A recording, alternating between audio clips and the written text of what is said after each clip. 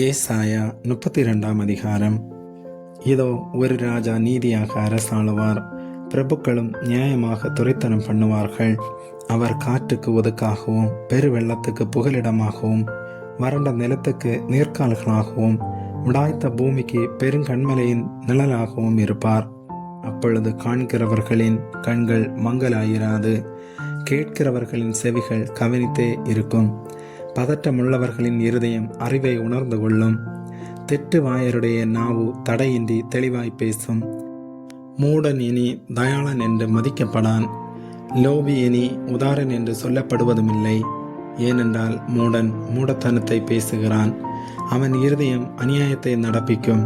அவன் மாயம் பண்ணி கர்த்தருக்கு விரோதமாக விபரீதம் பேசி பசியுள்ள ஆத்மாவை வெறுமையாக வைத்து தாகமுள்ளவனுக்கு தாகம் தீர்க்காதிருக்கிறான்.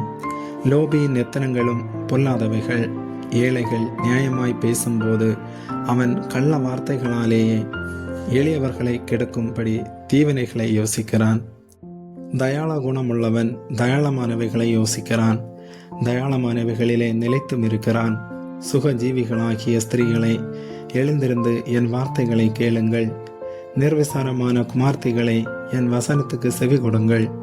நிர்விசாரிகளே, ஒரு வருஷம் சில நாட்களுமாய் தத்தளிப்பீர்கள். திராட்சை பலன் அற்றுப்போம், அறுப்பு காலம் வராது. சுகஜீவிகளே நடுங்குங்கள், நிர்விசாரிகளே தத்தளியுங்கள். உடையை உரிந்து களைந்து போட்டு அறையில் இரட்டை கட்டி கொள்ளுங்கள். செழிப்பான வயல்களின் நிமித்தம் கனிதரும் திராட்சை செடிகளின் நிமித்தமும் மாரடித்து புலம்புவார்கள். என் ஜனத்தினுடைய நிலத்திலும் கலிகூர்ந்திருந்த நகரத்திலுள்ள சந்தோஷம் நிறைந்த எல்லா வீடுகளிலும் முட்செடியும் நெருஞ்சிலும் முளைக்கும். அரண்மனை பாழாக விடப்படும். ஜனம் நிறைந்த நகரம் வெறுமையாகும். மேடும் திருக்கும் என்றென்றைக்கும் கவிகளாகும். அவைகள் காட்டு கழுதைகள் கழிக்கும் இடமாயும் மந்தைகளுக்கு மேய்ச்சலிடமாயும் இருக்கும். உன்னதத்திலிருந்து நம்மேல் ஆவி ஊற்றப்படும் மட்டும் அப்படியே இருக்கும். அப்பொழுது வனாந்தரம் செழிப்பான வயல்வெளியாகும். செழிப்பான வயல்வெளி காடாக எண்ணப்படும். வனாந்தரத்திலே நியாயம் வாசமாயிருக்கும். செழிப்பான வயல்வெளியிலே நீதி தங்கி தரிக்கும்.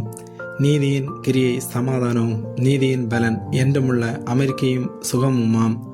என் ஜனம் சமாதான தாபரங்களிலும் நிலையான வாசஸ்தலங்களிலும் அமைதியாய் தங்கும் இடங்களிலும் குடியிருக்கும். ஆனாலும் காடு அழிய கல்மழை பெய்யும். அந்த நகரம் மகா தாழ்வாய் தாழ்ந்து போம். மாடுகளையும் கழுதைகளையும் நடத்தி கொண்டு போய் நீர்வளம் பொருந்திய இடங்களிலெல்லாம் விதை விதைக்கிற நீங்கள் பாக்கியவான்கள். ஆமேன்.